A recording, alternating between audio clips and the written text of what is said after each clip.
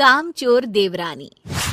एक बार की बात है, सुषमा अपने पूरे परिवार के साथ खुशी खुशी मोहन नगर में रहती थी। उसकी 2 बहुएं थी, पल्लवी और शिवानी। एक दिन दोनों बहुएं रसोई में काम कर रही होती है कि तभी उनकी सास सुषमा उन्हें बुलाती है। अरे बहू, जरा इधर तो आना। शिवानी, जरा जाकर देखना सासू माँ क्या कह रही हैं। दीदी आप ही देख लो ना जाकर, आपको भी तो सुनाई दे रहा है। अरे मैं आटा गूंद रही हूँ ना, तुम चली जाओ। हाँ तो मैं भी तो सब्जी काट रही हूँ ना दीदी। अरे बहू जल्दी आओ। ओह, ये तो जाएगी नहीं, मैं ही जाकर देखती हूँ कि क्या करना है। पल्लवी सुषमा के कमरे में जाती है। जी मम्मी जी, क्या हुआ? शाम को घर पर कुछ मेहमान आने वाले हैं, तो तुम अच्छा सा खाना बना लेना बहू। ठीक है मम्मी जी, आप बता दीजिए क्या क्या बनाना है और कितने लोग आ रहे हैं। सुनील की मौसी जी और उनका पूरा परिवार आ रहा है। कुल मिलाकर 3 लोग और हमें मिलाकर हुए 9 लोग। तो अभी से ही तैयारी करना शुरू कर दो।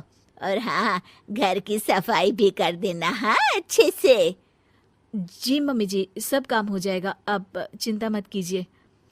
पल्लवी शिवानी को घर में मेहमान आने वाले हैं इसके बारे में बताती है। क्या 9 लोगों का खाना बनाना होगा, घर की सफाई करनी है? बाप रे, सासू माँ ने तो हमें घर की नौकरानी ही समझ कर रखा है। ऐसा नहीं बोलते शिवानी, हम इस घर की बहू हैं और घर के काम करना हमारा फर्ज है।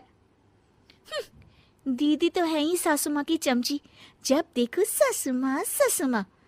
मैं तो इतना सारा काम नहीं करने वाली।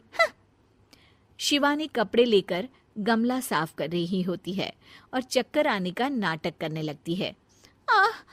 मेरा सर चकरा रहा है। तभी वहां पल्लवी और सासू माँ जाते हैं। अरे बहू, क्या हो गया तुम्हें? मम्मी जी, बहुत तेज सर में दर्द हो रहा है। तुम एक काम करो शिवानी, आराम कर लो। नहीं नहीं दीदी, घर में मेहमान आने वाले हैं, मुझे आपकी मदद करनी चाहिए। अरे कोई बात नहीं शिवानी, तुम आराम कर लो, मैं सब काम कर लूंगी।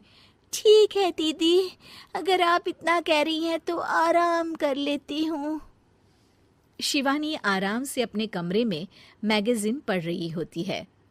इसे कहते हैं आराम की जिंदगी। इतना सारा काम। चलो सारा काम खत्म हो गया, शिवानी को देख आती हूँ। शिवानी अपने कमरे में ईयरफोन में गाने सुनते सुनते सो जाती है और उसके साइड में मैगजीन भी रखी होती है। पल्लवी वहां आ जाती है और वो सब देखती है। ओहो, तो मतलब सब काम चोरी का बहाना था। अभी बताती हूँ इसको। घर का सारा काम मुझे करना पड़ा और ये महारानी यहाँ मैगजीन पढ़ रही है, गाने सुन रही है। पल्लवी रसोई से एक प्लेट और चम्मच लेकर आती है और शिवानी को थाली बजाकर उठाने लगती है। शिवानी अचानक से उठती है। उठ गई महारानी, गाने भी सुन लिए, मैगजीन भी पढ़ ली। तुम तो बहुत बड़ी झूठी निकली शिवानी। तुमने सर दर्द का बहाना बनाया ताकि काम करने से बच सको। हाँ बनाया बहाना, तो क्या करती, इतने सारे काम करती। मुझे कोई शौक नहीं है चापलूसी का। क्या चापलूसी? तुम्हें लगता है कि मैं सारे काम चापलूसी के लिए कर रही हूँ? और नहीं तो क्या। तभी वहां सासू माँ आ जाती हैं। अरे बहू, वो लोग बस आने ही वाले हैं, तुम तैयारियां कर लो। जी सासू माँ, तुझे तो मैं बाद में देखती हूँ। सब खाना खाने बैठते हैं और खाना शुरू करते हैं। तभी सुनील की मौसी बोलती है। वाह भाई वाह, खाना तो बहुत ही अच्छा बना है सुषमा जी, एक एक चीज में क्या स्वाद है। ये सुनकर शिवानी मुंह बना लेती है। उसे अपनी जेठानी की इतनी तारीफ रास नहीं आती। आपकी बहुएं तो बहुत ही अच्छा खाना बनाती हैं। हाँ, बनाती तो दोनों ही अच्छा है, पर आज ना ये सारा खाना बड़ी बहू ने बनाया है। छोटी बहू की तबीयत ठीक नहीं थी, सो इसलिए। मानना पड़ेगा सुषमा जी, आपकी बड़ी बहू तो बहुत ही गुणवान है। पल्लवी की तारीफ सुनकर शिवानी को जलन होती है। पल्लवी ये सुनकर खुश हो जाती है और शिवानी की तरफ देखकर उसे चिढ़ाती है। कुछ देर बाद मेहमानों के जाने का वक्त हो जाता है। मौसी जी सबके लिए उपहार लाई होती है। वो सबको शगुन के पैसे देती हैं और अंत में पल्लवी के पास आती है। तुम्हारे लिए शगुन का लिफाफा तो है ही, पर बहू तुम्हें एक और उपहार भी मिलेगा इतना अच्छा खाना बनाने के लिए।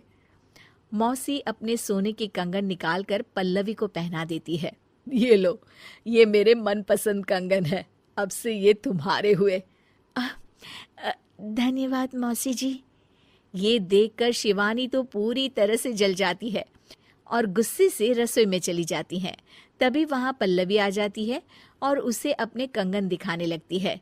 देवरानी जी, अब आपका सर दर्द ठीक तो है ना? मुझे लगता है कि अब सर दर्द शुरू हो गया होगा आपका।